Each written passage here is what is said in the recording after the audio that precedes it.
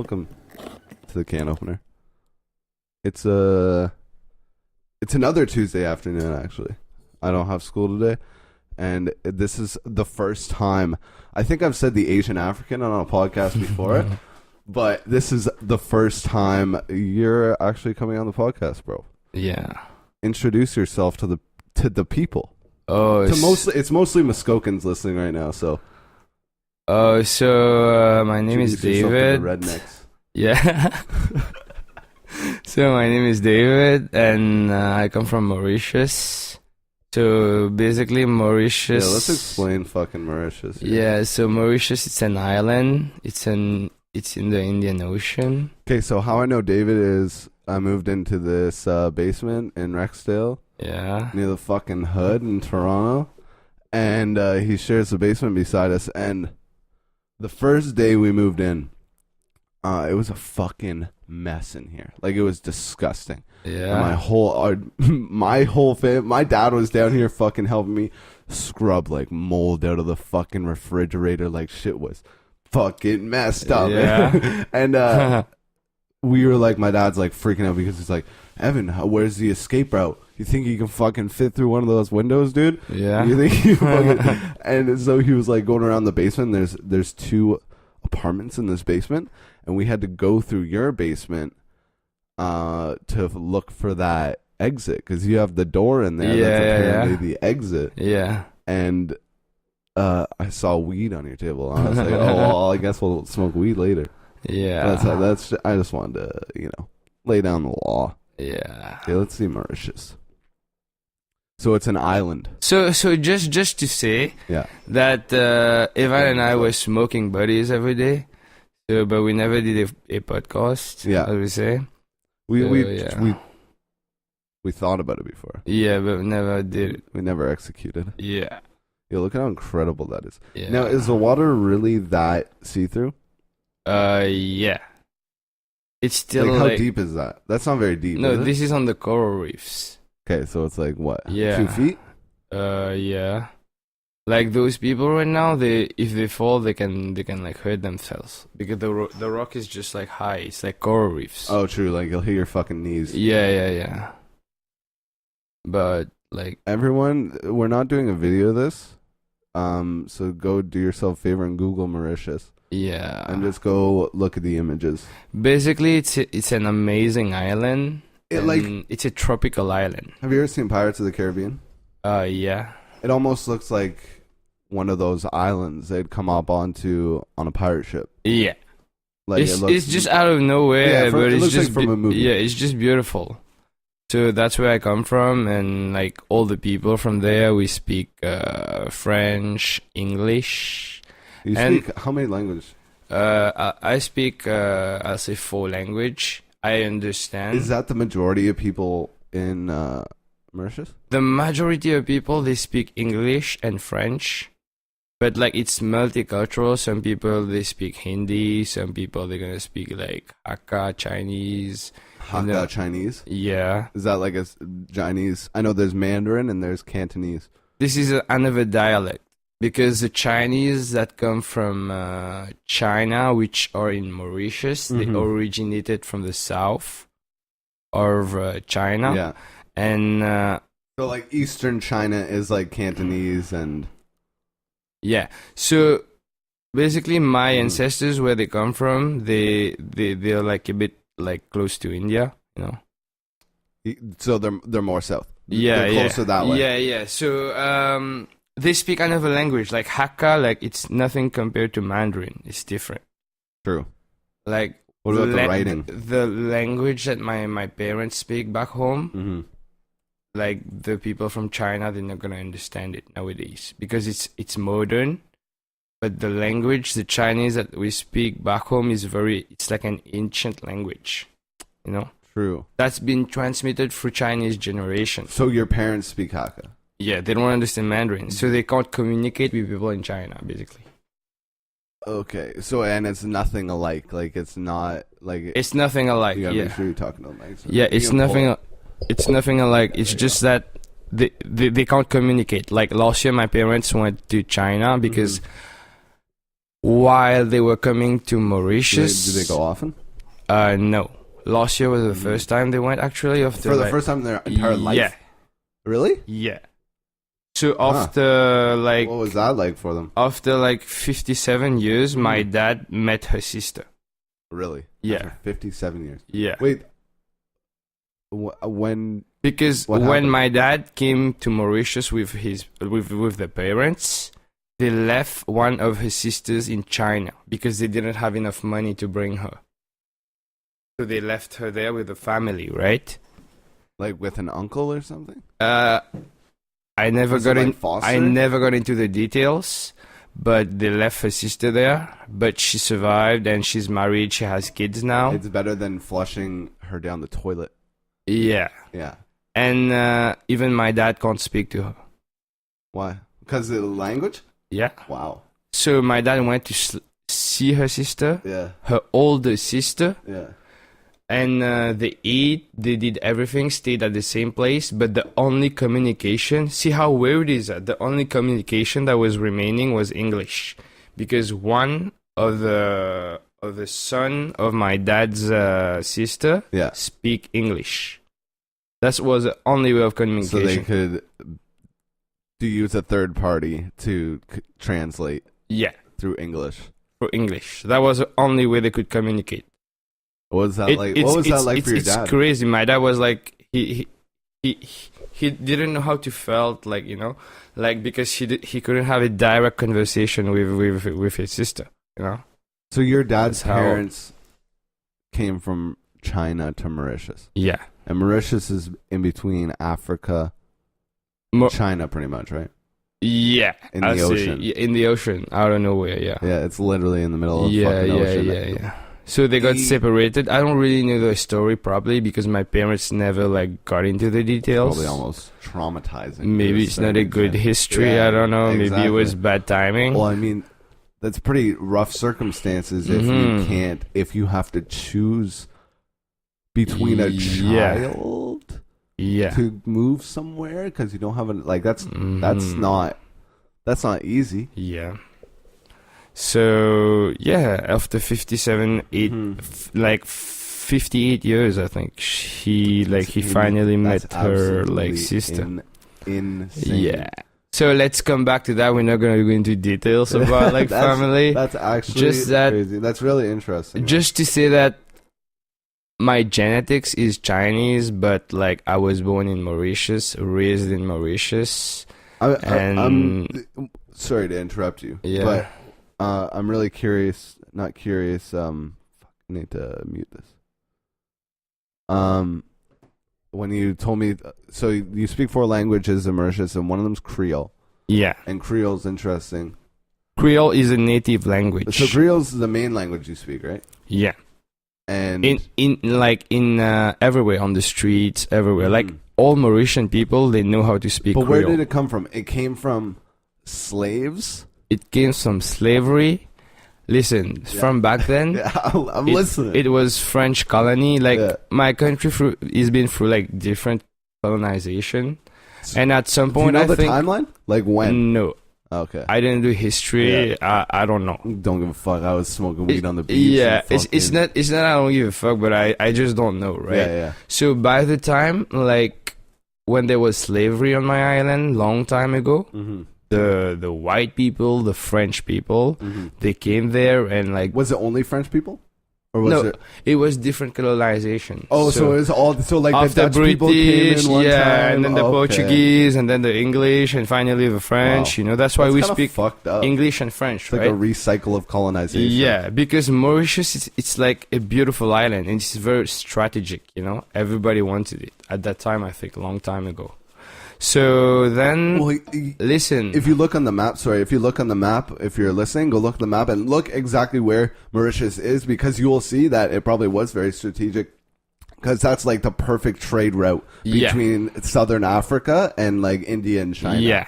So it's like that's a perfect stop to just Yeah. like chill and Refill, Yeah, yeah, exactly. yeah. That's what they were doing it It's for, like for interesting. trading, Yeah. right?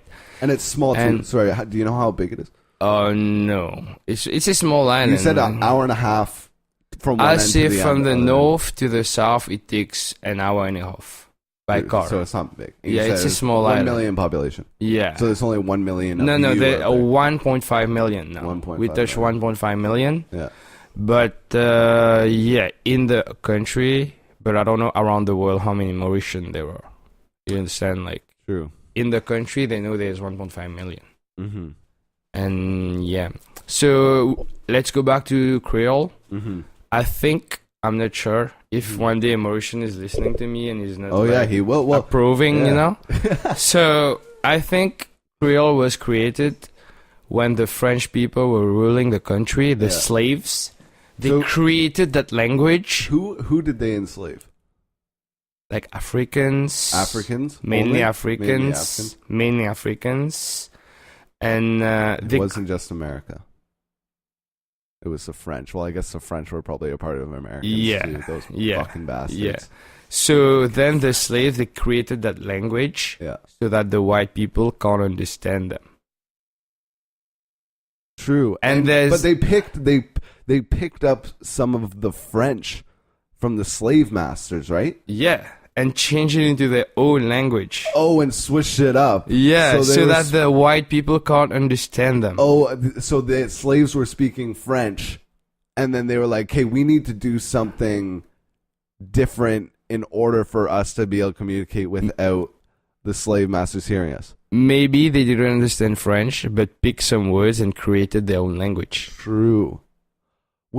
So these slaves have been literate? I guess not. I don't. They were illiterate. They were just totally like, illiterate. yeah, So- I think they come from Madagascar, Mozambique, True. like from Africa. They just caught tribes. them, yeah, just caught them, threw them into slavery, and they were working the lands back home, That's right, fucked. for the white So people. they understood. They started understanding how it was communicating, and then started creating their own. Yeah, And then it turned into the national language.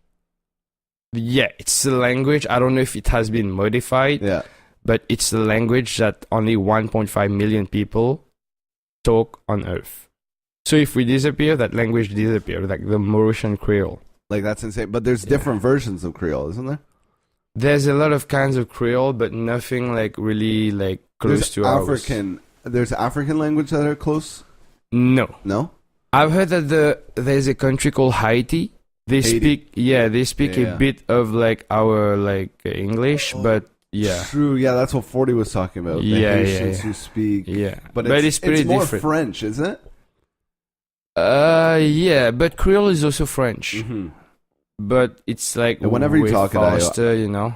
Whenever you talk Yeah. in Creole, I always think it's fucking French. Yeah, no, it's not exactly French because I a always think French it's person will not understand.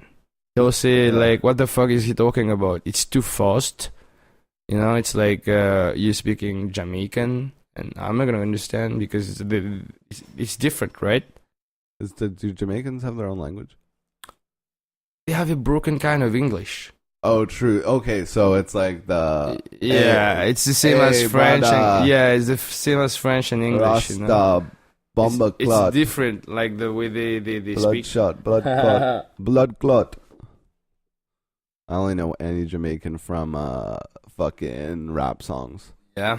Anyways, but where do you want to take it from there? So I've been in Canada 5 years now, and 5 years exactly, or coming up on 5 years, or not quite 5 years? Or yo, I totally get what you're going through right now because whenever I like look back, whenever it's more than a year, yeah, I have trouble like thinking if it's 2 years, Yeah. if it's 4 years, yeah, if it's 3 it's been years. 5 years, True. more than 5 years now. And why Canada? Oh, this is an interesting topic. Okay. So way back then, when I was done with university back home, Yeah. like I went to like hospitality school, Mm-hmm. to the main one, like the government one, Like the in Mauritius? like the good one, yeah. True. And How long did you do that for? I did that for 3 years. Oh, really? Yeah. Okay. So that's you where put time in already before you came to. Canada, yeah. True. So I will say I was already an experienced, a bit a rookie of a cook when I came to Canada. So if you would have came to Canada and not done school, could you still have gotten the job that you have now with the education that you had back in Mauritius? So Or did you have to go to school, or was school like your ticket?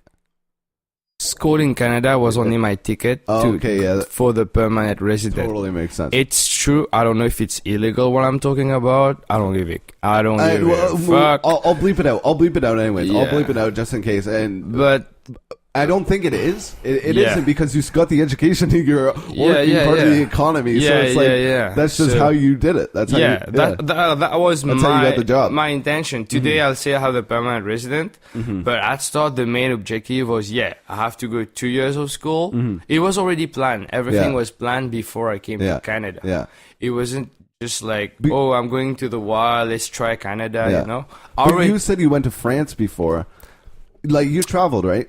Yeah, I traveled. So But why choose Canada for like school and life, and not like a place like Belgium where they speak French too, or even France or somewhere in Europe for school? Okay, so basically when I was doing my school, after my 2 years of school, I had the chance to go like for an internship, like 6 months in France. Oh, you went to France after you came to Canada? Before You went to France before you came to Canada? Before coming to Canada. Yeah. After your Mauritius studies? Yeah. Okay. Yeah, so I lived in France for 6 months. True. It wasn't just a willy-nilly year. It was you going to an internship. Yeah, and working, making money, everything. Like, good experience. I work in a 1 Michelin star restaurant. Crazy. It was an amazing experience that I will never forget. What was the coolest dish you made? Like some Oh, I bet crazy. it's beautiful in France, bro. If I have to go go, escargot. yeah, for that's sure. cool, This man. is like just traditional, right? Yeah. But we have to go to details. It was so like I just like define it like an amazing experience. You know, I had the chance to work with a chef. Like his name is like almost like living in a movie. Mathieu Bobby. What's his name, sir? Mathieu Bobby. Okay. He's a French 1 Michelin star chef, running for his second Michelin star soon, and hopefully he's gonna get it. Yeah. So I was working at a place called Chateau de Codignan. It's a relay chateau.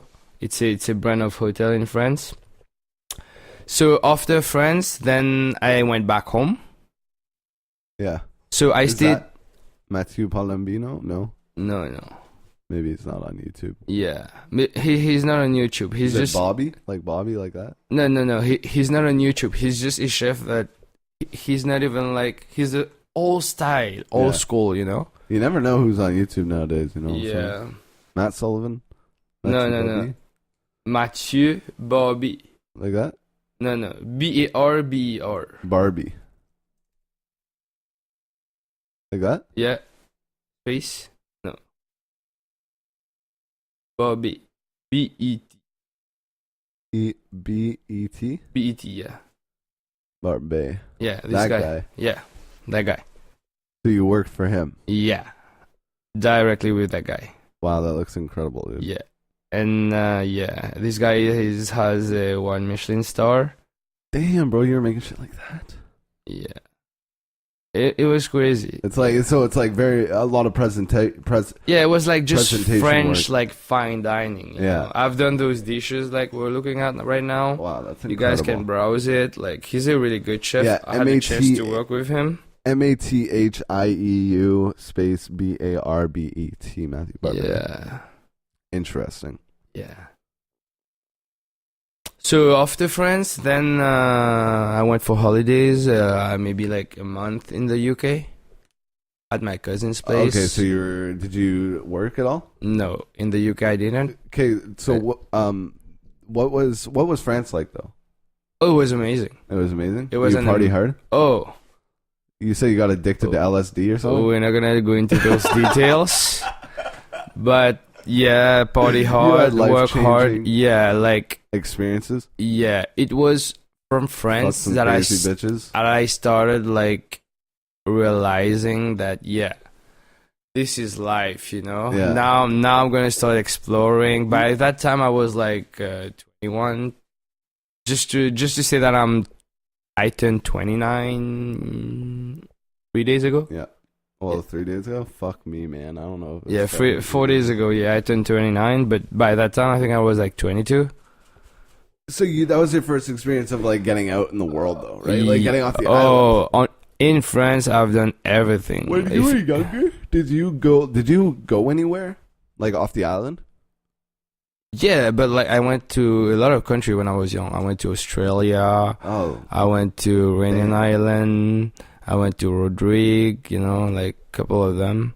I've traveled a bit. it's incredible. So let's talk about how I ended up in Canada. Yeah, So after the UK, I went back home and then I met one of my favorite teachers from school. Yeah. And it was the first time. His name is Padarot. I just call him Mr. Padarot. Okay.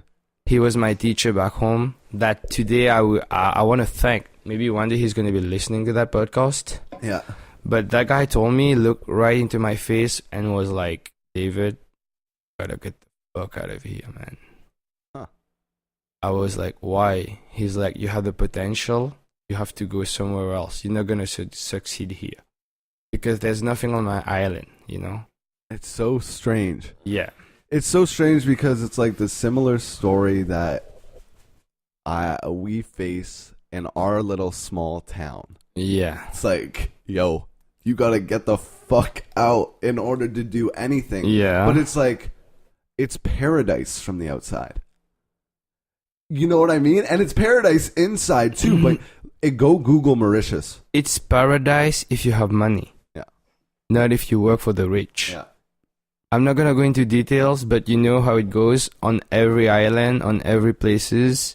Especially places. Like I'll say in my country, 5% of the population is like owns everything, and 95% of the population work for them. Like doing what?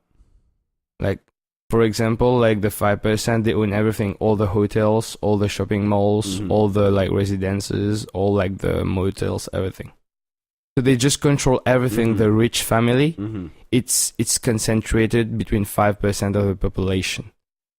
And the rest of the population, even my dad, we're working class people. So you can succeed if you work hard for somebody. So it's pretty fucked up when you think about it, because there's like no way to start new competition. you can, but you have to have the guts, you know. Yeah. You know? Because those guys, It's not Canada. it's like you're getting into their field, you know. They're not gonna like it. Yeah, they might. I don't want to be brutal about it, but it's just the way that is. You might That's be the walking reason. home with some groceries and you might see 6 masked guys. Yeah, that's it, and it just disappear, you know. Yeah. Like those kinds of island where they kill everything, like it's democratic, like, you know. Yeah, and you might just get beaten up one of these Just days. disappear, yo. Yeah, it's just that's life in some other places. So then I asked the guy, like, where should I go? He told me Australia is closed now. Closed? Go to Canada. Why do you say closed? Like closed in the sense that they were not taking immigration. My plan was to get a permanent resident in a good country. Yeah. It wasn't focusedly be Canada. It could be the UK. It could be a good country, whatever. Yeah, the US. That's why I asked, because I was like, there's plenty of options out there, really. I mean, Canada's one of the top ones, but there are plenty of options. But at that point, in my situation, he knew like what my potential was, maybe. Yeah. I'm not gonna brag about it, but he told me, go to Canada, study there, and stay there. Yeah. And this is the result today. Like, I'm in Canada, I have a full-time job, and like, I got the permanent resident last year. You succeeded. Yeah. I say I succeeded at the minimum level. Because now I have the same rights as you guys. The goals. I can stay in the country. You always sound like whenever you say that, it always sounds like you were a slave before. No. It's just that now, like some simple stuff. Like I have access to like health. You know, I can pay the same like tuition fee like you guys. The same privileges. Yeah, exactly. Well, it's so interesting because what? How long ago was it? 4 months ago you broke your hand? Yeah, 4 months ago, yeah. So you broke your hand, and you were able to have a few months off work that were paid for by insurance, and now the government through the cold season. Oh yeah, And it's like that's incredible. yeah. Let's talk about this part where Canada is amazing. Okay, so my personal experience as an immigrant, like Yeah. who recently got my permanent residence, Yeah. like okay, I broke my hand. I didn't know. So insurance covered me for 6 weeks. I That's was like- insurance. That's work insurance. exactly, and you get that from working hard. You Yeah. know what I mean? That's the shit You that, pay for it. Exactly. Yeah. Yeah. But since the 19th of December that they haven't covered me, the government already told me like it's still in process, but they told me they're gonna cover me until like I go back to work. So I'll say Canada is an amazing country in that sense, right?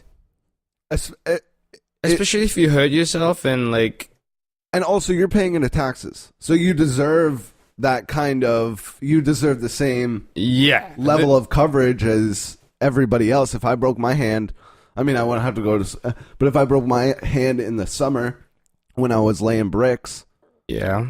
I need to get some money for that summer, or else I'm not gonna be able to go to school like the next year, right? Or else I'm gonna be tight. So you should be able to have the same. You're not gonna be able to work for a few months if you have a broken hand because you're a chef. You're fucking chopping up shit. You got to survive still. You got to be able to maintain your lifestyle. That's an important part. Yeah, for sure.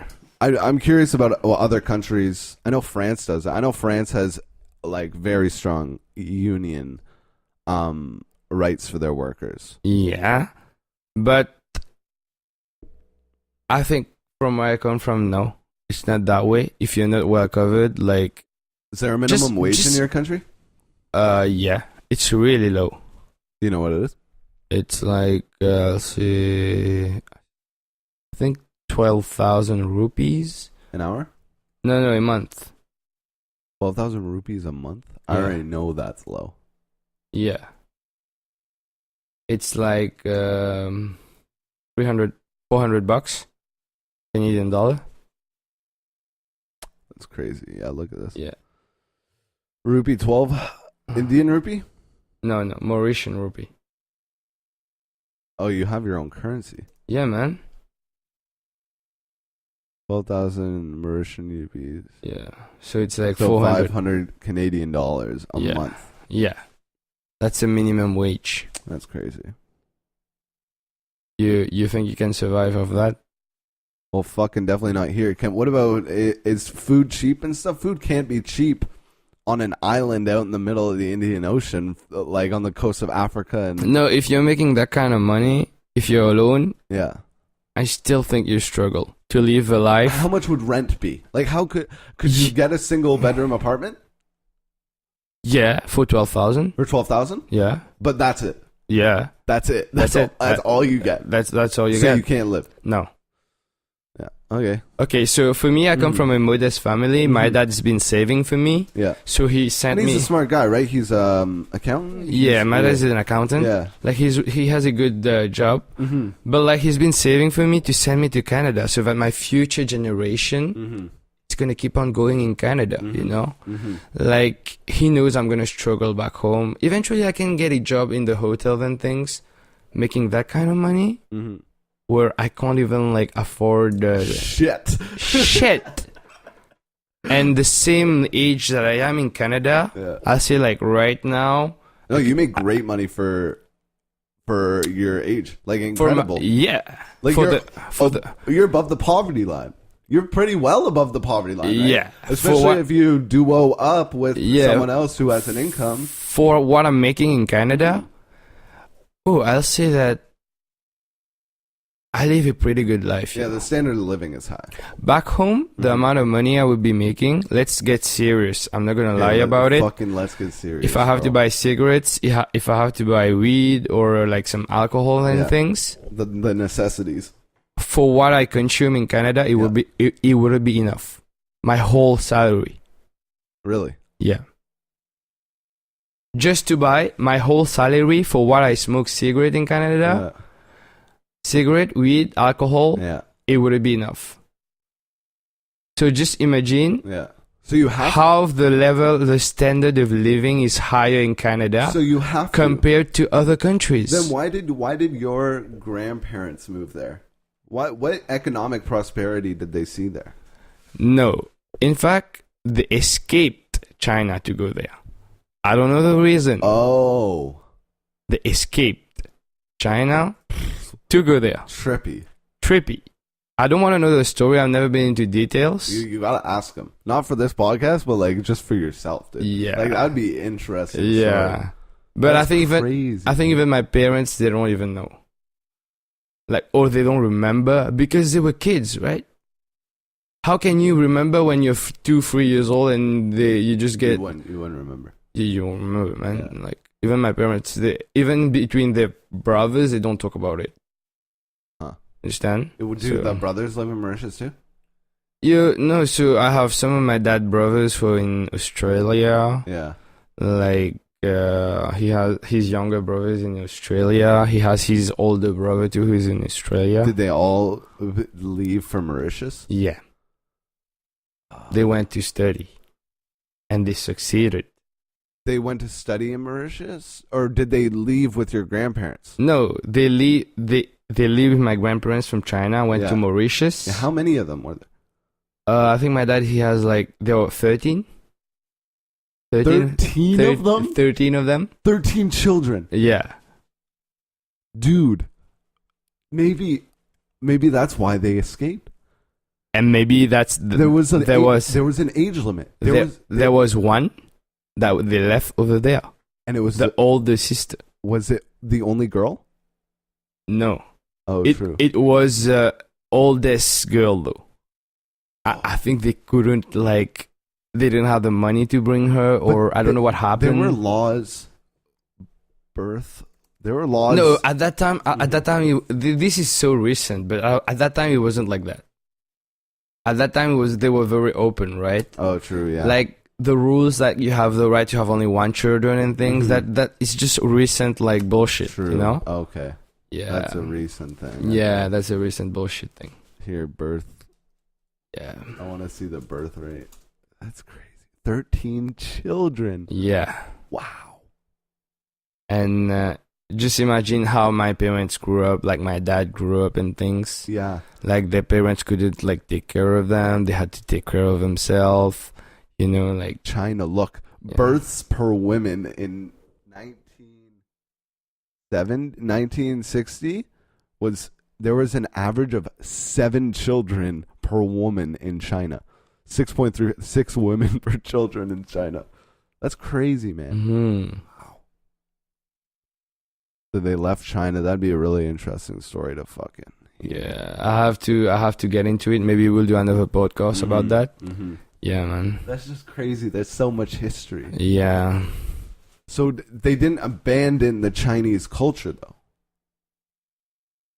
Like they didn't come to... No, not at all. Yeah. Because still today, we still like celebrate the Chinese New Year. We're full into Chinese tradition. Still today, we try to keep it, you know? Yeah. Like my home, like we have like Chinese writings everywhere. In the car, it's like Chinese protection thing. And like red, you know, we still like red, like deep inside of us, we feel Chinese. Yeah. But Mauritian. Like, I don't know how to explain it. We're one of a kind. And I just want to say it. If one day, one of my Sino-Mauritian, like Chinese from Mauritius, is listening to what I'm saying, there's only, like, I'll say 1% of the population, like 15,000 guys like me in the whole world. Why? Because the Chinese population back home is only 2%. Oh, true. Yeah. 2%. Yeah, the Asian African. Yeah. The Asian African is rare. It's 2%. The Asian Mauritian is even rarer. So it's 15,000 like me. That's it. That's crazy. 15,000, and I have some Asian guys, Asian friends who are like me. We're like wild guys, like different kind of Asian, you know? Like the fucking who've traveled. Yeah, what's that? What's that? Space Ghost? What? Space Buddha? The space Buddha kind. Yeah, so yeah. To take a couple fucking Red Bulls with some fucking Jägermeister. Yeah. And pop a little Molly and you're Yeah. fucking good to go, dude. Yeah.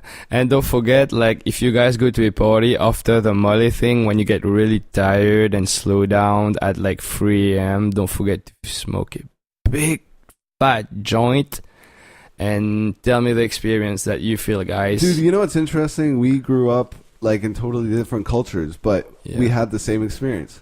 You go to a party, you do a little Molly. I'm not condoning it. Kids don't do it, but I'm being honest with myself, and I did it.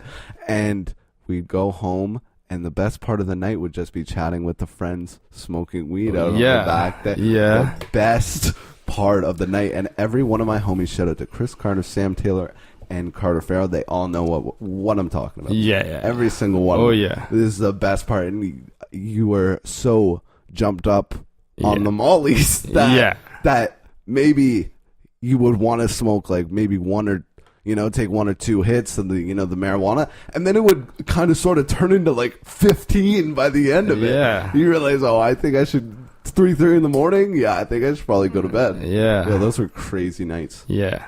So when I was in France, I used to pop Molly, go to the undergrounds like with my cousin. Was it what were you scared of it like being dirty? Like, was there any like fear of it like having other shit in it? It was kind of an interesting like experience because in France, there's a river called like La Seine. It's called La Seine. It's right in the middle of Paris. It goes through Paris. Okay. And all the good like nightclubs, they're just like close by, like on the edge of the I want to Google it. Of the river. Yeah. So there's a lot of underground like places where you can go and they play like psytrance music. If you guys are visiting France. Sorry, what is it? How do you spell it? La Seine River. How do you spell it? LA. Like Greece. SENNE River. France. All right, let's see it. Goes through Brussels too? No, that's this one? Yeah. That's pretty beautiful. Yeah, La Seine River in Paris.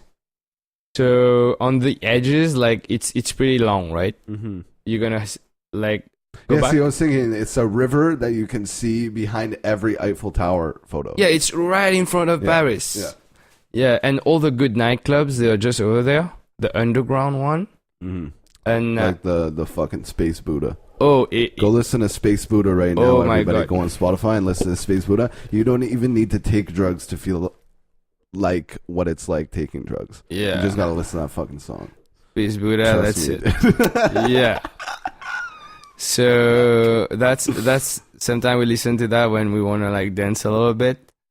Yeah. So I used to go there with my cousin, and my cousin is pretty fucked up in the head. Yeah.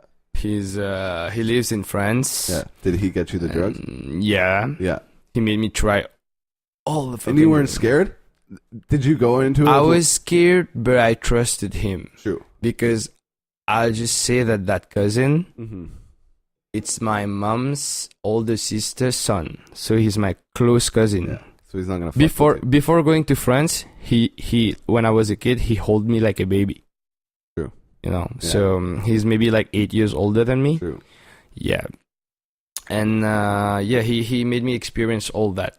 I'm not going to talk about him because he's a really quiet guy and he doesn't like people to know him. Yeah, don't mention his name. And that's cool. That's yeah, but he's a fucked up cousin. He made me experience like the real shit about drug and shit. The hardcore left side of that world. Yeah. Okay. So it's kind of fun though, dude. You'd rather, if you were gonna dive and venture off into the dark side, you want a guide. Yeah. No. You want someone that you trust that will, sort of, but don't go too deep. But listen, my first experience of taking MDMA, it was just so good because I didn't know I took it. Oh, he gave it to you? Yeah. That's a little fucked up. Oh, listen. No, that's a little fucked up. Yo, we were so high, we went into a club, and my cousin is like, David, just trust me for tonight. The first night I ever did it. You know where I didn't even know it was in my water bottle. He gave me a water bottle and he put the powder in. I didn't know. Bro, if I felt ecstasy or MDMA coming onto me and I didn't know I took it, I thought I would feel like I was dying. Like, that would be the feeling that would come up into my mind. Is like, this is how. That's what you think because you already took it. Okay. By knowing. But okay, when I took it, my cousin just told me, drink half the bottle and keep half. He already dosed it. He knew it was going to be my first time, right? My cousin is a professional. He's a professional drug connoisseur. I don't know how you call that. You said it way better than I could. Yeah. So he put it in it was just a regular water bottle. But did he tell you before he did it? No. Okay. He gave it to me. He told me, drink half of it. But were you a little suspicious when he's like, drink half of it? No. He's like, I asked him why. He's like, keep the other half in case you get thirsty later. We don't know where he tricked you. We don't know where to get water. So I drink half of it and kept. No, but he told me, take your time to drink it. Yeah. Don't rush, But he told me, keep half. Yeah. Because he knew if I drink the other half, I'm going to be so high that I won't be able to handle it, right? Yeah. So I was walking on the club, sipping. I didn't know, right? You get thirsty, it's hot, yo. Well, that's what I'm saying. You do more Molly, and you taint your only water source with Molly. So listen, this was a lifetime experience for me, because I was just walking in the club, and usually I'm kind of shy when I'm high. Yeah. I was just like... Not on Molly, bro. No, I can't just explain it. I was just going into the club, and I just couldn't, it was just, I got into the drug. I couldn't stay still, It was like when, a demon. And when I started dancing. The demon of Michael Jackson takes over your body. I wasn't giving a fuck about people, if there was girls, if there was anybody. I was just in the triple study dancing, and my cousin just went straight into my face. He's like, yo, David, do you like it? I'm like, yeah. And he's like, you just took a big shot of MDMA. Have fun, yo. Gave me a pack of gums and another bottle of water. But he told me this one is clean. Just drink it. This one is clean water. But the other one, if you want to get higher, later on, put it on your back of your pants. You drink the other one later. But look at this. You have like a step guide through all the procedures, and he's looking out for you. He's like, hey, I got you. I see you. I know what you're doing. Yeah. Here's a bottle of water. I was feeling safe. Of course, if you guys do drug, you have to feel safe with the person who's giving it to you. You have to. You can't do...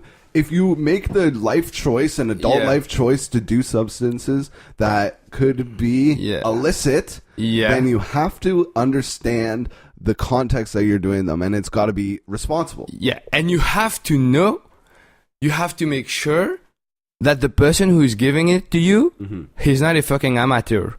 And that's what he knows what he's talking about, and he consumes it. That's why I First, he has to be a consumer. If you're a young person doing it, listening to this podcast right now, or planning to do it, or may do it later, get a tester. There's testers that you can test for Molly. And you can order them online anonymously, and you can put it on a little bit, and you can see if it's actually the substance you bought. Yeah, the color is going to change. Exactly. It's going to indicate on the it's like $20 or something. But that's exactly what you need. You need someone that's a good experience because had someone there. But I have to I have to just add up to his work. Mm-hmm. I think that it was one of the purest MDMA in the purest form that you can get it. Oh, I bet. Because I bet that France MDMA, bro. Because oh my God. I don't know, if my cousin know people. Because talk to the Lord. That trip was pure, yo. It was. You were seeing Jesus. It was so good. You wanted to take off all your clothes and just profess your love to the entire world. Yeah. So that was my first night. Yeah. And it was really controlled. And at the end, he didn't let me take the other shot. And after an hour, I'll say I calmed down. Yeah. I'm normal. My cousin told me it's enough for today. Yeah. And then took me. That's why I say after I started to feel a bit tired. Yeah. He brought me on the Champs-Elysees in France, and we smoked a joint, After a cigarette, it was amazing. We bought Coke and things. What are the cops' reaction to It's not legal there, Yeah. but at that time we don't give a fuck. But do they really care? Like, will they bust you hard, or I will don't they? think so. Yeah. I don't think so. Yeah. For weed, I feel like it's but I know for other drugs they're gonna bump you. But I feel like it's so much more common, like MDMA and like ecstasy in Europe than it is in like club scene than in Canada. You know what I mean? Festivals are different, kind of. But I feel like it's much more. I think relevant. the Europeans they party more hardcore, 100%. especially in the UK. Oh my god, They love fucking partying. So listen. So my cousin who's in France, he has his brother in the UK. Mm-hmm. So eventually we went party together. Yeah. That's when I did other drugs like coke, mushrooms, yeah. and all. You got your And- fair share. Yeah, and coming to Canada, I'll say I didn't try any drugs because one of my rule is always never take drugs in the country that you live in.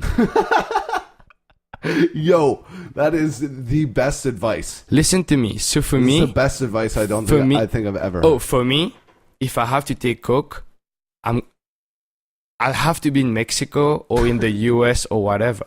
Ain't doing it in the country where I am, because this shit I'm gonna try it there, party it with it there, and it's gonna stay there, yo. I ain't bringing it back home. Yeah. You're gonna maybe crave it for a couple of days, but after you're good to go, right? Yeah. So never take those kinds of drugs in the country you're living in. Yeah. You want to take mushroom, for example, go to a different country. No, So I that li- you protect yourself. That's like how I mushrooms. protected myself. Mhm.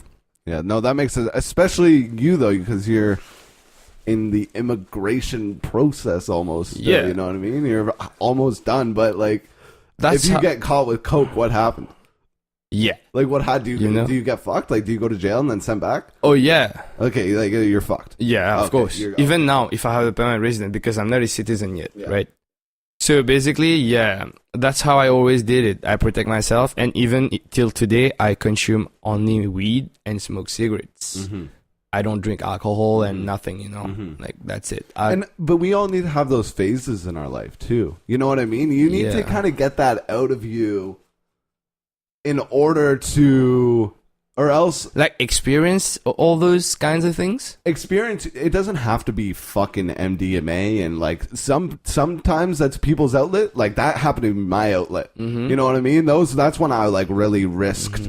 That was like the days when I was like, everybody in my Yeah. life always told me not to do drugs, and it's like, Yeah. okay, this is the first time I'm gonna do this sort of thing on my own. But everyone needs to have that phase of reaching out before it's too late, or else you get to a point where you don't know how to have that phase. Yeah. And then you get deep into it and you find yourself in a place you can't get out of. Mm-hmm. And that's when that's alcoholism and sad stuff like that happens. Yeah.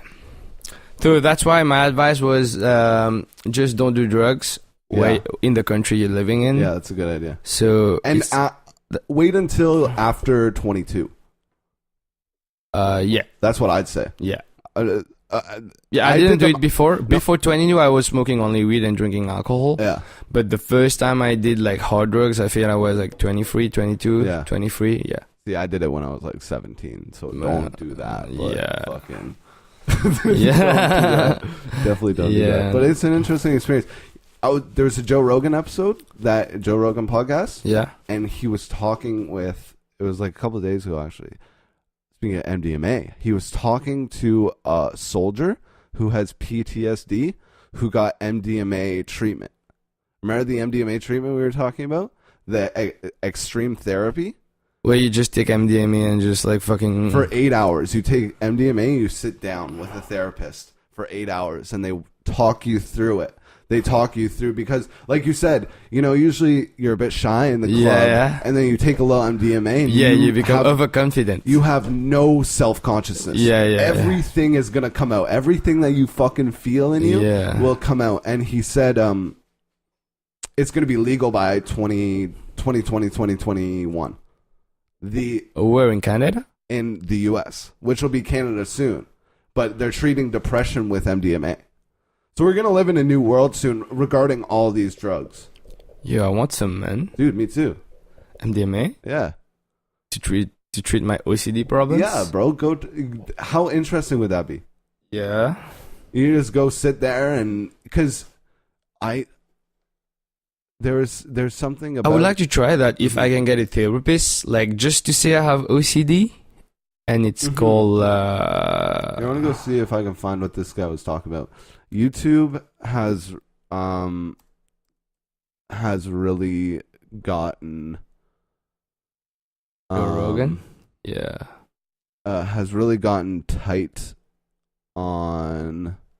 If I can take MDMA, Content. talk to a therapist, Yeah. and she understands every obsession, compulsion that I get, and It's not only she's understanding, but you're allowing yourself to bring it out. yeah, that's it. And Yeah. you're being just real, and Yeah. you're just not trying to fake something, you know? Because some things are like, especially when it comes to health, some things are pretty like, you know, you don't want to talk about that with the doctor. But I think this way you're just going to shit everything. But also, I think it's a natural human reaction to not want to talk about things that hurt us. Because they make us uncomfortable, right? Yeah. And we don't want to feel uncomfortable as people. So if we get that Yeah. uncomfortable feeling when we think about things or when we Yeah. talk about things, it just automatically goes back in. We don't even have to think about it. I Yeah. think it just automatically happens. Yeah. So when you're on something like Molly, that whatever that mechanism is, it doesn't apply. Yeah. You know what I mean? It's not from my personal experience. You know, and like you say, you don't give a fuck. It's just not So there. you're telling me, like, right now I'm treating OCD. So you're telling me if I know the right amount of Molly that I have to take and just buy it and go pop it in front of my therapist by letting her know, Yeah. you think that would help me? No. Guilty about it. Why? Let's listen to this guy. Yeah, Just it was listen. like- it was Let's like having hear what a this guy pint of has to say. beer. Then Bailey, and we had the first idea where he was pitching some first meeting where he was pitching some of his ideas, and he mentioned, you know, this breakthrough therapy using MDMA for PTSD, and I just involuntarily put my hand up and said, "I'll do it," straight away. And it was like gave me the excuse to actually, you know, get some help and see if Had you something was done wrong. MDMA recreationally before that? I mean, yeah, I came of age in London in the 90s. I mean, it was like having a pint of beer. Right. Then, What is the difference between doing it in a therapeutic environment? I mean, it's MDMA assisted therapy. Right. The emphasis is on the therapy. So you're lying in a bed. You've fasted for 24 hours before. The therapist knows you and knows your issues, so knows how to like politely, you know, gently nudge you towards the right topic of conversation, but always makes you actually get to the conclusions. Right. You know, there were times when I would ask him, why is this happening? Why do I think this? And he'd put it back on me and make me put two and two together. Sometimes you listen to music, sometimes you put an eye mask on and you don't sleep, but you just, you know, have a quiet 20, 30 minutes. But it's a very intense 7 to 8 hour therapy session, and the MDMA just enables you to get the benefits. And all of the veterans and first responders who took part in the first round of trials had been therapy resistant. And I think the first round, 72% of them got the benefits and were considered PTSD free after the 3-month trial. So during the 3-month trial, how many experiences do they have? 1 a month. 1 a month. So That's three it. total. Yeah. Wow. Yeah. So, And the best. So, your question before we went on our break, we went and had a little fucking lunch, and went Joey Diaz style and took 50 milligrams of THC. But you asked, so by doing MDMA therapy, that can cure your OCD. Yeah. Like maybe, I don't know, but this study is only PTSD. Oh. But think about that, 72% after you do that with therapy to people who are therapy resistant. And once a month. And I've heard people have life experiences or overcoming anxiety and depression through other drugs like MDMA and through shrooms, through mushrooms. And I'm sure this stuff is going to be legal soon. This will be the next breakthrough in mental health, I think. Once we start exploring the drugs that society has sort of cast a negative light on. Yeah. Like MDMA, oh, it's just for partying, it's just for blah, blah, blah. Just like acid or just like shrooms, or it's like, oh, it's just a fucking, you're just tripping out, you stupid hippie. But it's like there's real, I would bet you, I'm not a betting man, but if I was a betting man, I bet you there's medical, if we just choose to allow people to fucking explore the medical benefits. Yeah, but it has to be like supervised under the right scientists and things. 100%. Yeah. That has to be clinical trials. Yeah. But right now, you can't even have a clinical trial because it's illegal. Yeah. It's Schedule 1. Like, they don't even allow it. I'll try it. Yeah, me MDMA. too, bro. Like, I have nothing to lose. Like, if you're telling me I'm only like therapy for 6 to 7 hours and it's controlled. Yeah. Like, you're not gonna trip out and things. Like, I'll do it. That's what I'm saying. And it's like... I'll do it for free. And Like just try me, you know? You don't even have to pay me. You want to hear my buddy sing? Before we're going to get to some news. Shout out to Carter Farrow. Here's a little video of Carter Farrow's on Facebook. Go follow him or whatever you can do.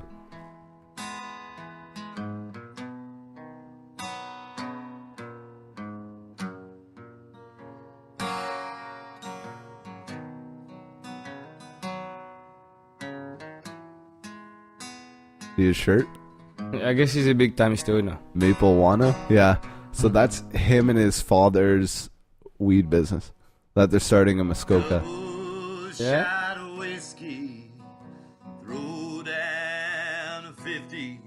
Like very country style. Huh? This is the small town. He is an embodiment of my childhood.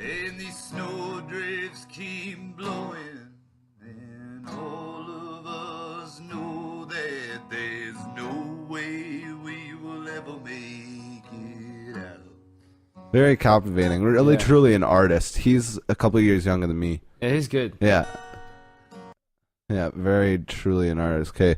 I'm going to play some news and then we'll wrap it up because we're about to land in outer space. If you know what I mean, shooter. Okay, let's see if I can get this. Ladies and gentlemen, can I please have your attention?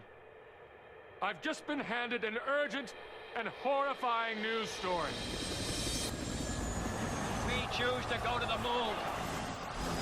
This is a momentous day for the United States and for the world. It's just awfully good that someone with the temperament of Donald Trump is not in charge of the law in our country. Because you'd be in jail.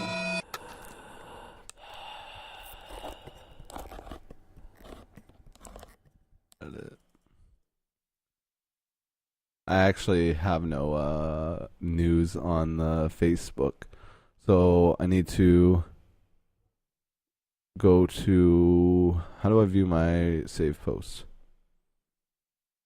I need to find, because I saved some posts on Reddit. You ever use Reddit? Yeah, you put it on my phone, but I haven't like gone through it like properly. I don't really understand it, like.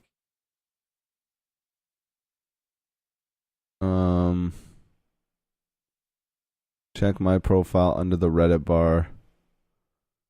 Okay, click my profile. The drop down. Saved. There we go.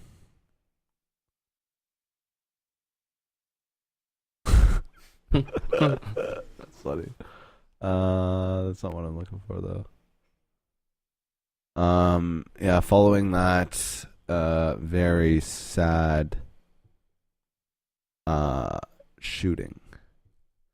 This is a letter from Senator Fraser Anning, and he's a senator in Australia, and he said, I'm utterly opposed to any form of violence within our community. I totally condemn the actions of the gunmen. However, whilst this kind of violent vigilantism can never be justified, can never be, like, once you start going into something, however, like you're talking about, you know it's going to get bad. What it highlights is the growing fear within our community, both in Australia and New Zealand, of the increasing Muslim presence. As always, left politicians and the media will rush to claim that the causes of today's shootings lie with gun laws or those who hold nationalist views, but this is all cliched nonsense. Yeah, so this guy, he's an Australian senator, and he blamed it on Muslims. Like, it's hard. I don't even know how to react to it, you know? So that guy is basically saying that there's too much Muslims in Australia. It was their fault that they got shot up because they are invading. Yeah, they're invading the. Yeah. We're scared of them, so this is gonna happen until. Oh my god! How crazy! And this is like a guy in office. Like, this is a guy who has power. So nothing's happening to the guy right now. Like, they're not questioning him. Nothing. I think here. They're gonna take out his shit. What he said. This is actually that's a great question, because something did happen to him.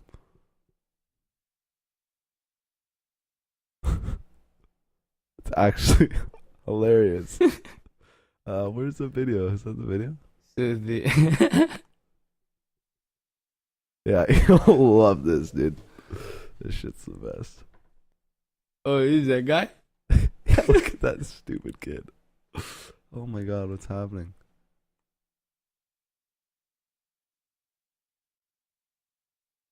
What I said was that. Yeah, it was a day of my birthday, March 15th. Oh, that's hilarious. Yeah, so this is the idiot who wrote this letter, and all you see is this video is this idiot, and then there's a kid that's just standing in the background, right behind him, staring at him. Terribly unfortunate thing, a tragedy. He looks down, but looks around, it's going to be eventually looks back at him, staring at him right now, like right in the shot. It's like they knew it was gonna happen. Pulls out his phone, cracks an egg right on his head. Oh shit! Then he gets slapped. Oh my god! Then he gets slapped. But look at, in another video I watched, they had like 6 dudes on the kid. They were like on top of him, dragging his leg out. Yeah. Oh yeah. So what happened to him? He got an egg to the head, and I'm sure he'll get voted out of office soon. That's so racist, yo. Yeah, very racist. Here's a nice one. We'll end on this one. This is a nice, we've done our time here, David, but this is a nice news story to end on. JP Morgan, a huge bank. We were just talking about how banks rule everything. JP Morgan is stopping financing of private prisons and detention centers.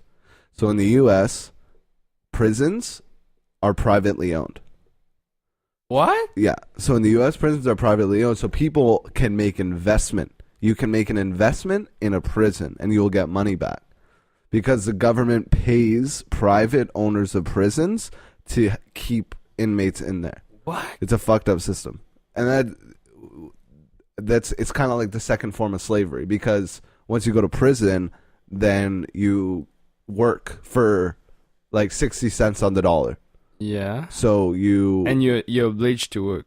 You have to work, and it's free labor. That's happening right now. And these private prisons would be making money off their free labor, plus the government giving them, just like how schools work here. Like, you give the school as much money as kids are sitting in the seats. So you give a prison however much money of prisoners they have, plus you get the slave labor that's involved. But a company spokesperson stated that decision is a result of the bank's ongoing evaluations of the costs and benefits of serving different industries. This decision follows a statement from Wells Fargo last year that WOC had begun limiting credit exposure to private prison industry and has ceased actively marketing to that sector. So, that's good. I think we'll be seeing more of that in the future. Because it's like a business move, right? It's like, we don't want to support regular people. If you know that they're investing in prisons, regular people don't want to know that my bank is fucking funding slave labor. So, like, things are changing. And I think it's all because we have more information. Because we have more access to all that. Exactly. We actually know, and we have options. We have options with what bank we can go to. There's a bunch of new banks. There's TD is now in the U.S. There's Tangerine or whatever. There's a bunch of. So I think we're gonna see more of this, and all the fucking darkness of that shooting and shit, and all the sadness. You know, we get. I'm gonna. Anything else you want to say? No, I'm good. Shout out to everybody listening. Shout out to everyone who, you know, is living in the moment, dude. Yeah. And we out. Double shot of whiskey, throw down a 50. Say that's gonna do for now. And these snowdrifts keep blowing, and all of us know that there's no way we will ever make it out. We're laughing and singing, just smoking and drinking. Forget about it all for now. We're just living the nightlife of I guess I'm alright. Sleepy, boring country town. But it's too cold outside, and we live the same. 2 nights over and over again. Said at least I have you. You're my best friend. And we listen to music, think one day we'll do it. We'll turn around, we won't look back. But the ice freezes feet here, right to the street, dear, and keeps you held warm in its arms. And I wish I could taste it for a second, just to make it go be a star in the night.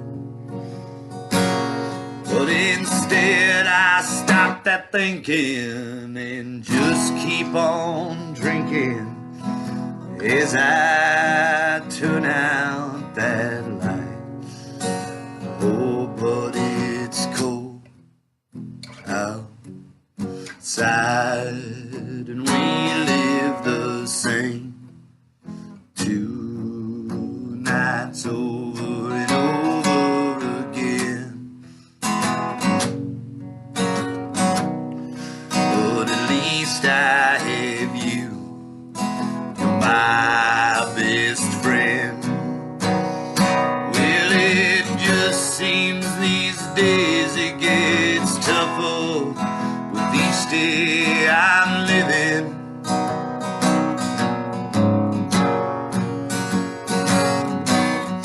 Thought of the road and no more feet being sewed to your floorboard.